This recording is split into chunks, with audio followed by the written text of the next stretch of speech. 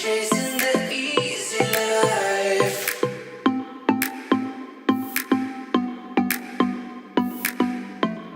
We're chasing the easy life.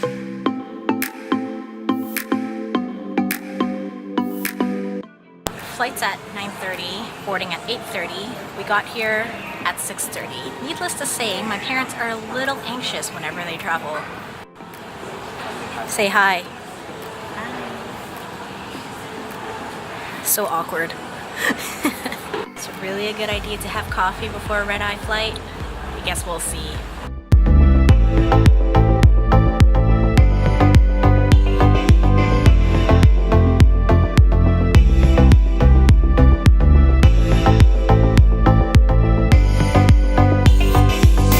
Day 2 in Venice.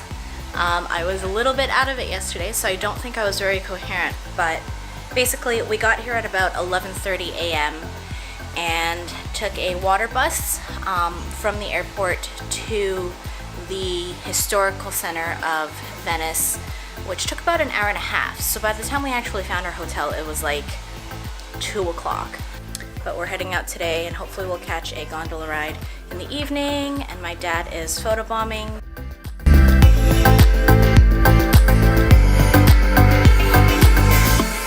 We're chasing the easy life.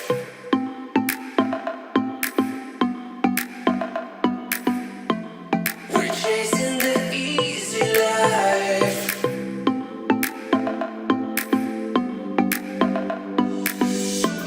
We're chasing the easy life.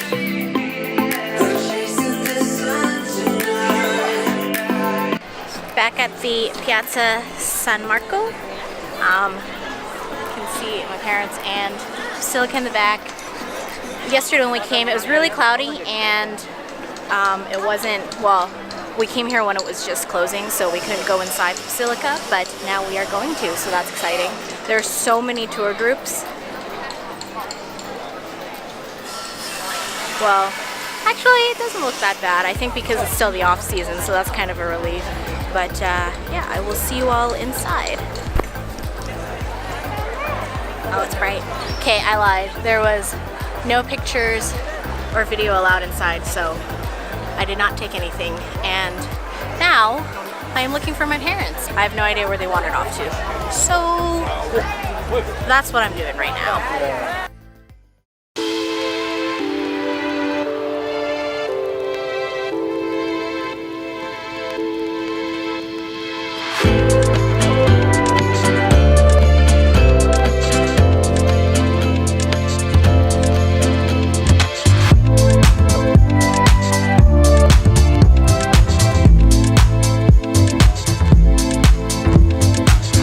Basically, all pictures of me are going to be selfies because my dad is the world's worst photographer. No.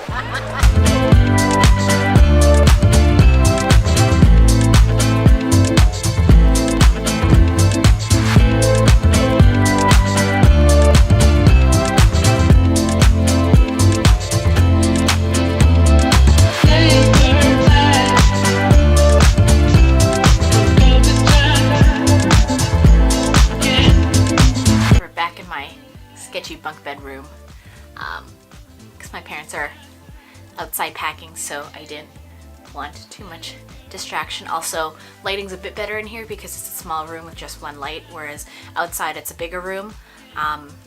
So yeah, so this trip is in mid-October, which means it's kind of the shoulder season, so there's fewer people.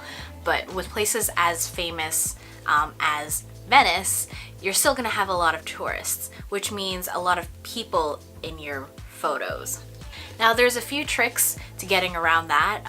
For a lot of the architecture, if you don't want anyone in there, you can just aim higher. Obviously you won't get, you know, the details of anything human height, but you could kind of just aim above everyone's head, and it also gives a better sense of scale with that sort of angle, because if you're shooting from a low angle shooting up, things obviously look bigger. So the other way is to just embrace the crowd.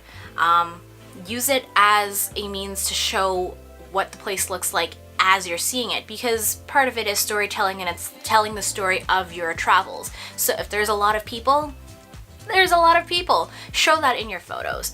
Or if you can isolate a single subject, do that as well. For example, there were a lot of artists that were out and about sketching the scenery, and they kind of just made for good subjects with the gorgeous architecture behind them, and yeah, it just kind of adds a bit more of a human element to those travel photos.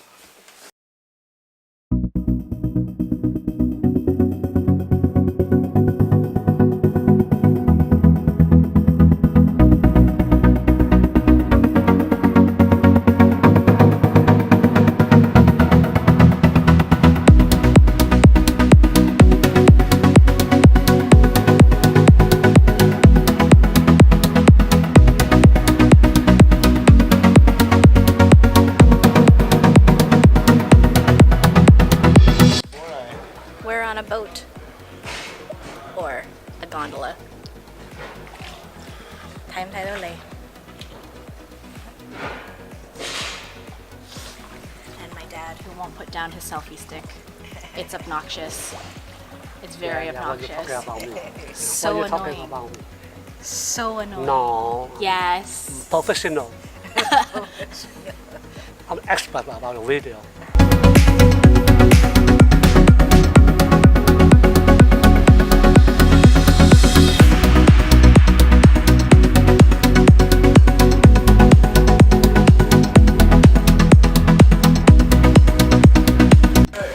Nhưng mà cùng đảo nhưng mà nó chọn